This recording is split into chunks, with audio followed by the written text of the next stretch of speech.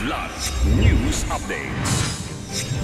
Mga balita ngayon, BARM officials pinagsusumite ng courtesy resignation ni Interim Chief Minister Makakuwa.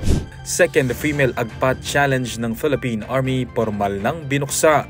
Owner at driver ng SUV na may 307 traffic violations pinagpapaliwanag ng LTO.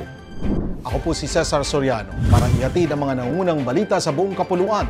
Ngayon, pinagsusumite ni Bangsamoro Autonomous Region in Muslim Mindanao o BARM Interim Chief Minister Abdul Rauf Makakuwa ng unqualified courtesy resignation ang lahat ng minister, deputy minister at head ng mga opisina at ahensya ng BARM. Sa Memorandum Circular No. 007, ipinag-utos ni Makakuwa ang pagbibitiw sa pwesto ng mga opisyal kasunod ng mabibigat at seryosong reklamong idinulog sa opisina ng punong ministro at upang mapagbuti ang efficiency at effectiveness ng paghahatid serbisyo sa BARM. Binigyan sila ng deadline na June 30, 2025 para magsumite ng resignation at sino mang opisyal na mabigong magsumite ng courtesy resignation sa itinakdang petsa ay maituturing na otomatikong nagbitiw sa posisyon. Gayunpaman, iniutos pa rin sa lahat ng mga apektadong opisyal na dapat magpatuloy pa rin na hindi dapat maantala ang kanilang pang-araw-araw na tungkulin. 6 na araw na matinding paligsahan ang pormal ng binuksan ng 10th Infantry Aguila Division noong Hunyo 23 sa Mawab, Davao de Oro. Ito ang second female Aguila Patrol o Agpat Challenge.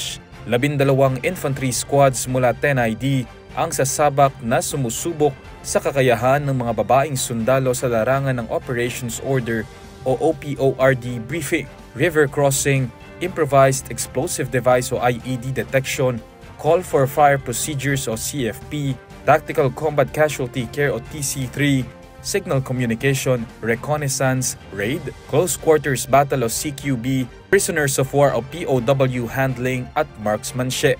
Ang unang Agpat Challenge ay ginanap noong buwan ng Marso taong kasalukuyan. Ayon kay Colonel Arvin Tenorio, layunin ng aktibidad na itampok ang kahusayan, pagiging handa at pagkakapantay-pantay sa hanay ng Aguila Division. Nag-issue na ng show cause order ang Land Transportation Office o LTO laban sa may-ari at driver ng SUV na sinasabing sangkot sa iligal na paggamit ng EDSA busway 307 na beses mula noong 2022. Sa isang statement, sinabi ni LTO Chief Assistant Secretary Vigor Mendoza II na ipinatawag na ang registered owner ng Mitsubishi Montero Sport na residente ng Quezon City.